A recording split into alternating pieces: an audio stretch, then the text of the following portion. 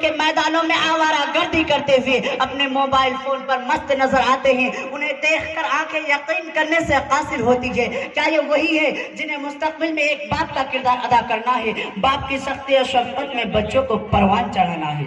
ان کے حال کو دیکھ کر امت مسلمہ کا ماضی ذہنوں میں تازہ ہو جاتا ہے، جہاں بڑے بڑے فوجی کمانڈر، ہونہار سپہ سالار، جانباز مجاہدین، علماء، محدثین، مفسرین افق پر جگمگاتے ہوئے نظر آتے ہیں۔ کیا یہ وہی ہے جن کے بزرگوں میں ایسے ایسے نوجوان پیدا ہوئے جنہوں نے اپنی جوانی کا ایک ایک لمحہ قیمتی جانا اور اپنی جوانی میں بڑے بڑے کام کر کے گزرے اور کئی فتوحات حاصل کر بیٹھے اور قلیل مدت میں ہی پوری دنیا کو اسلام کے سائے میں لا کر کھڑا کر دیا؟ ان کی شخصیت، ان کی فتوحات کی نظر رہتی دنیا تک نہیں مل سکتی۔ ان کی شخصیت اپنی باوقار اور واضح تھی، اور رعب و دبدبہ اس قدر تھا کہ دور سینکڑوں میل دور بیٹھی ہوئی قومیں اور افواج ان کے نام سے تھر تھرا اٹھتے۔ ان کے سایہ سے شیطان بھی دور بھاگ جاتا، جس سرزمین پر یہ قدم رکھتے وہ جگہ اللہ کے حکم سے ان کے قبضے میں آ جاتی۔ یہ ہمارے بزرگان تھے جنہوں نے نہ کبھی اپنی جوانی برباد کی، نہ انہوں نے بیکار کاموں میں خرچ کیا، انہوں نے اپنی جوانی کو اللہ کی راہ میں صحیح جگہ اور صحیح وقت پر استعمال کیا اور اپنے نام تاریخ کے سنہرے اوراق پر چھوڑ گئے۔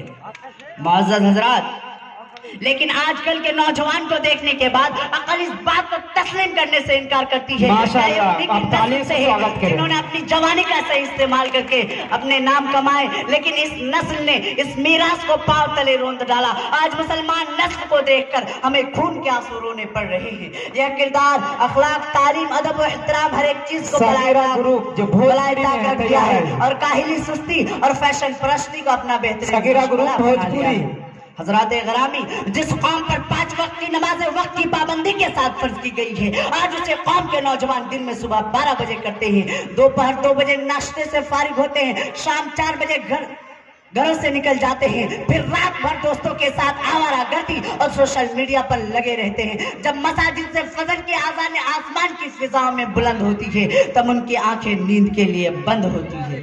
اس دور میں نہ لڑکیوں نے کوئی کس چھوڑی، نہ لڑکوں نے پیچھے رہنا مناسب سمجھا۔ جہاں لڑکوں پر زنانہ روپ دھارنے کا بھوت سوار ہوا، وہیں لڑکیاں مردانہ کپڑوں میں ان کے مد مقابل آ گئی۔ ان کے فیشن کو دیکھ کر آنکھیں ایک لمحے کے لیے اندازہ نہیں کر پاتی ہے کہ یہ لڑکا ہے یہ لڑکی۔ کسی نے اپنے سر پر چڑیا یا کوے کا گھونسلہ سجا لیا، کسی نے لڑکیوں کی طرح زلفیں اور لٹے نکال لیے، وہیں لڑکیاں چھوٹے چھوٹے بال اور چھوٹے چھوٹے جنسے اور چھوٹے چھوٹے کپڑے میں سامنے آ جاتی ہیں۔ حضرات گرامی، اگر ان کے اخلاق و کردار پر بات کی جائے تو ان سے زیادہ بد اخلاق شاید ہی کسی قوم کے نوجوان ہو۔ ان کے بزرگوں کا یہ عالم تھا کہ یہ جہاں جاتے وہاں کے لوگ ان کے اخلاق سے متاثر ہو کر اسلام کے دائرے میں داخل ہو جاتے، لیکن ان کے اخلاق کچھ ایسے ہیں کہ خود ان کی مائیں اور بہنیں راستوں پر ان کے ساتھ چلنا پسند نہیں کرتی۔ جس قوم کو ایک قرآن لفظ کے ذریعے سے وجود میں لایا گیا، اس قوم کے نوجوان تعلیم سے بہت دور ہے۔ جس قوم کا اتنا ہی نہیں، اس قوم کے پاس تعلیم اور ایجادات کا جو پیش کہا ورثہ موجود تھا، انہوں نے اسے بھی گوا دیا۔ جس قوم کے اسلاف نے پوری دنیا میں ہر طرح کے علم فراہم کیا، آج اسی قوم کے نوجوان تعلیم سے بہت دور ہے۔ علامہ اقبال نے کیا ہے خوب کہا ہے، گوا دی ہم نے جو اسلاف سے میراث پائی تھی، گوا دی ہم نے جو اسلاف سے میراث پائی تھی، ثریا سے زمین پر آسمان نے ہم کو دے مارا۔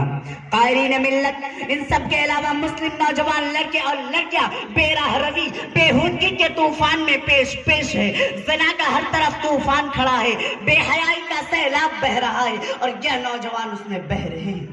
گرل فرینڈ بوائے فرینڈ کا کلچر چل رہا ہے، زنا کو پسندیدہ عمل سمجھا جا رہا ہے اور نکاح کو نظر انداز کیا جا رہا ہے۔ اس شعر کے ساتھ میں اپنی جگہ لوں گا۔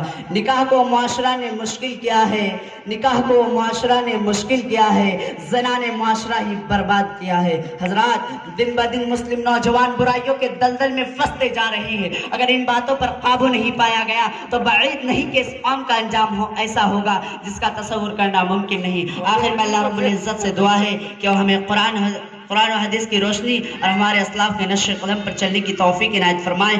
آمین۔ وآخر دعوانا الحمدللہ رب العالمین۔ السلام علیکم ورحمۃ اللہ وبرکاتہ۔